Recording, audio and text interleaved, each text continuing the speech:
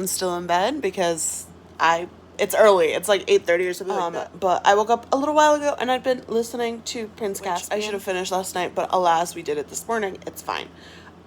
So the plan for today is to read Daughters of Nri. I don't know how to say it. And I have that one in my Kindle because Kindle Unlimited actually has it, which is why I won't have to necessarily physically read it. I can just have it on my phone, especially because I am hoping that today I get to go out and like do some stuff. So I might actually also listen to The Poetics by Elizabeth of Acevedo, which is my audiobook for reading a book outside of your home. So I might actually get 2 done today. I know, we're ahead of schedule if I do that, which will be great. So the other, what else am I planning on doing today? Yeah, I think I'm gonna go. Okay, so there's a Pier 1 near my house that is going out of business, and I was meaning to check to see if Pier 1s in general are going out of business or if it's just that one, because I would like to buy some stuff if that's the case, especially for my empty wall up there. I know I mentioned that I have some prints that I want to put up, which I do. I just need to get frames for it, so that would be what I get at Pier 1. Actually, also, I have a Papasan from Pier 1, and if they're going out of business, I might actually get another cushion for it, which will be nice because the one that I have is a little old, so it's getting a little dirty. So if I get a new one, I'll be able to take that one to the cleaners, and then, do you love that my hair dye did that to my pillow? It's great. I'll be able to take that one to the cleaners and then use the other one while that one's out at the cleaners and then store it. Ooh, that might actually be a good idea. So today we might be going to Pier 1 while I listen to some Poetics and reading Daughters of Nri. And I have other stuff that I want to read for the Four Nations Readathon, but we'll see if we get there, okay? We'll see if we get there. So, second check-in, still in bed. I know. But I was doing some reading. I finished a book for the Four Nations Readathon, and now I'm going to, here we go, start Daughters of Nri. I'm really excited. As I mentioned it, I also have it on Kindle Unlimited, so I'll be able to take it with me. I'm actually going to shower and head over to run some errands. So I'm probably going to listen to the Poet X as I do that. And yeah, we're going to have a good old day, and I'm actually going to leave my house, and this vlog won't be boring because you won't just see this gray pillow that I sleep on. I know, I'm excited. I know, and so are you. Also, today we're going to have a photo shoot with the baby because the reading wish prompt for the Instagram challenge is to take a photo of your current read, this one, and your pet. So Neville's going to get a featured photo shoot today, and I'm really excited. So we'll do that later. Can we talk about best laid plans? Because guess where I still am? My bed. So I'm in my bed eating pizza. I came back into my room after having a phone meeting, like a very impromptu phone meeting about something that came through my email for work, and I was like, oh fuck. And then I was so tired because like it's nice and cool because of my window AC that I put up myself. I'm real proud of it, so I'll be talking about it all the time. And I just laid in bed and I got sleepy, and then I fell asleep. And then I woke up and it was noon, and I was like, oh shit, I need to eat lunch. So I ordered some pizza. So I'm going to eat some pizza. Good thing is Pier 1 Imports is open till 7. They actually opened at noon. So I couldn't have gone any earlier if I wanted to. But I also want to stop by UPS to do some exchanges and pick up a package. So we're still planning on going somewhere. It's just going to be later than expected. Also, I wanted to thank every single one of you guys who has subscribed and left such lovely comments on my videos. I am truly touched to the bottom of my heart. I never actually expected anybody to watch this or subscribe to me or even like be nice about this little endeavor of mine. So it means absolutely everything to me that you guys have decided to spend your time with me. Like, it's crazy. Thank you. I really appreciate it. Okay, so we have fixed the situation with the steering wheel. but now you get to see my passenger seat. I am obviously not in my house anymore. I left my sunglasses, which I'm very salty about. I have gotten some Starbucks because I have a problem. And now I'm at Ulta because this has decided to occur on the side of my face. And I absolutely think that it has two culprits. One, this guy. Not this specific guy, but just masks in general. And my terrible eating habits. Because ever since quarantine started, I have been eating like trash. So, even though I do have to correct that, ignore the Starbucks and the pizza that I had today. I also need to like take care of it, like with product. So I'm going to be doing that at Ulta. I'm gonna see if I can find anything that will help it, and then I'm probably gonna go to the bookstore before I head over to Pier 1 Imports. But yeah, I think that's the plan for today. I'm really excited. I am about an hour into the Poetics. As I don't know if I've mentioned it before, but I do listen to stuff at like 2 times more if it's available. I normally listen to stuff at 2.5 to 3 times speed on Audible, but script and stuff only lets you go up to 2 times. So I'm about an hour into the Poetics. I have thoughts, I have feelings. I think that those thoughts and feelings are probably going to change as it moves on. I mentioned it before in some of my previous reviews, but I have noticed that the older I get, the more coming of age stories no longer like really resonate with me, especially because my own coming of age story was very, very weird. So when I was younger, it definitely resonated more because it was like an ideal standard that I was like trying to achieve, or like a story that I wanted it to be mine, because I loved it so much. But now that I'm old and that's already happened, I'm like, that's nice. But I'm really enjoying it so far. I definitely think that it was a good idea for me to listen to this on audio, because I would have never been able to read it. I would have completely just been like, not happening. So yeah, that's the thought so far. Also, the voice actress is really good. I don't know who she is, but she's very good.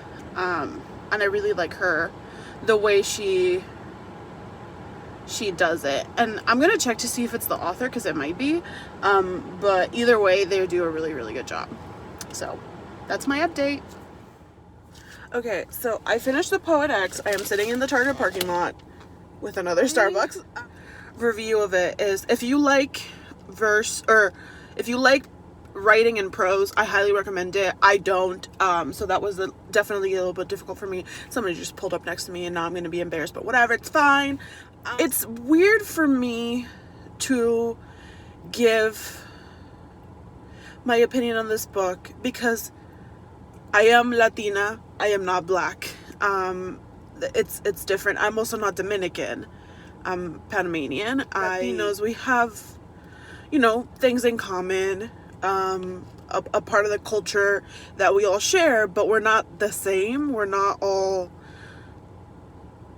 equal, and even our uses of Spanish are different. And I think that when we're talking about the actual like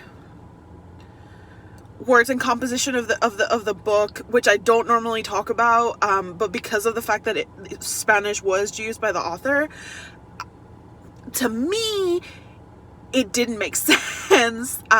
Some of the Spanish words that she used, I'm guessing, are the way that Dominican Spanish is spoken and like the way that Dominican Spanish is structured. But to me, who speaks Panamanian Spanish, it was very confusing, and I think it would have been easier if I didn't speak Spanish at all. Because one thing I want to preface is that in Spanish, and I don't know if it's this way in English, but in Spanish there is such a thing as Castilian Spanish, which is standard Spanish that everybody learns at school. It's the Spanish that we learn with proper grammar, the Spanish that we use to write, you know, all of that stuff. And then there is the Spanish that we speak because of where we come from.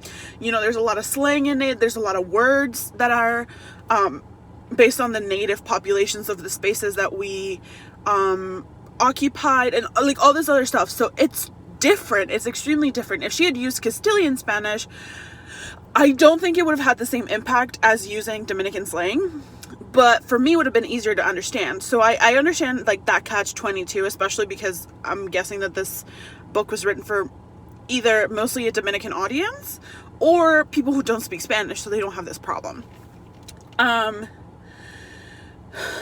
Other than that, the coming of age part of the story, I like Xiomara. I like her twin. I liked her best friend. I thought they were all great. The boyfriend I have issues with, but it was fine. Like it was a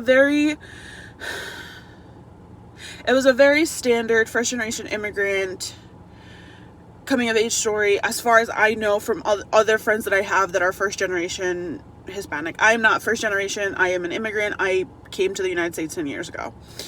So I can't relate to that part of the story, and I'm not going to pretend like I can. So if that story speaks to you, I think that that's beautiful and amazing. It's just not for me. But the part that I really liked was her mother. Because you could change her name and it would be my mother. Obviously not as extreme. Like I definitely think that there's like a level of exaggeration to what Elizabeth Acevedo did. But like that holding your daughters to a very high standard, the Catholic guilt that every single, well, at most Latinos, Hispanics that are Catholics, use or wield like a fucking chancla at you. You know, that part, like her relationship with her mother, I would give a 10 out of 10, because I cannot, like, that part, especially at the very end when there was the big conflict. I can't explain to you how many times I've seen that happen, not only with me and my mother, but also with my friends and their mothers, because they always just want better for you, and they do it in like the worst way possible. I think that there's like a slight difference between how families from other backgrounds and then Hispanic families deal with this, because I fully believe in fucking cutting toxic people out of your life. Like, absolutely, please do so. Because we're, like, life is too short to have toxic people around. But Hispanic families, for some reason, are just inherently toxic in that they just want you to be better, but they go about it the worst way possible. And it has taken me and my mother 10 years to grow out of that relationship. So I really hope that the ending of this story shows people who are much younger than I am, who are probably going through the same kinds of struggles with their parents, that, you know, cutting toxic people out of your life is absolutely, if you think that's the right thing to do, the right thing to do.